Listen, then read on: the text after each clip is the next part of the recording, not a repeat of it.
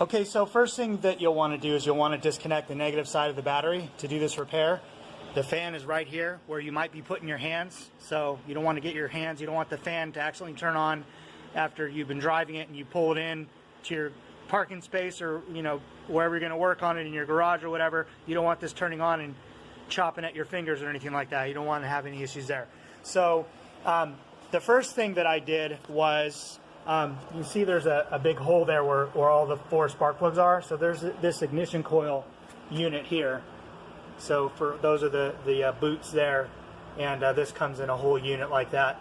My little tray, I keep my nuts and bolts in, and then these are some of the tools that I used to do the repair. So yeah, so first things first, I took this out,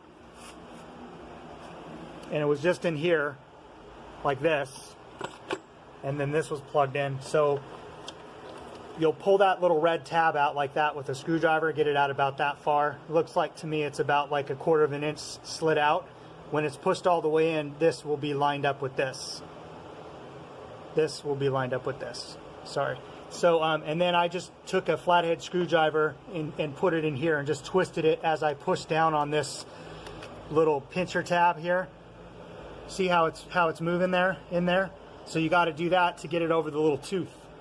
See the tooth there? So once you are able to get this little red locker tab out, then you're going to push down on this, and then you might need a helper, but I did it by myself. You just put a screwdriver right in here and twist it. So if this were on all the way like that, I don't want to put it on all the way, but basically when this part right here is right here, when it's all the way on, you just twist it gently like this, and then you'll push this tab here. You make sure this little red locker is back, and then you push the tab down, and then it releases it off the hook there, and then you can slide it off. So once you get this out of the way, you have the 2 bolts there. Then I'll show you the tools I use to do this. Okay. So yeah, there's a few tools that I use, and then so that's with it out of there.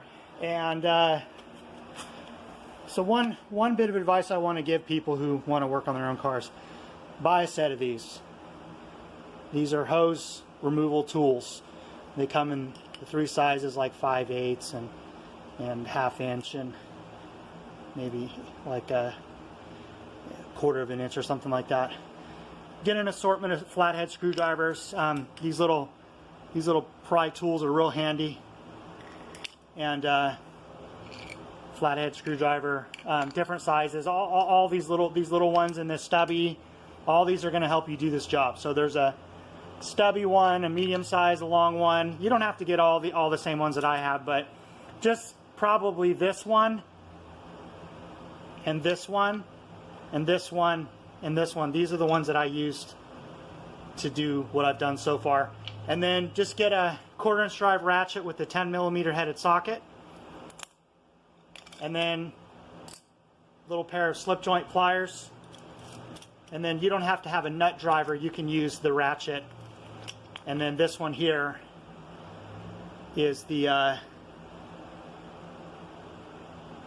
this is the E-Torx, which is it's the inverted, means that the head of the bolt has a star on it, so it's the reverse of a Torx. So it's, I believe it's called E-Torx. So it's an E10, and that'll be used for taking off the valve cover bolts.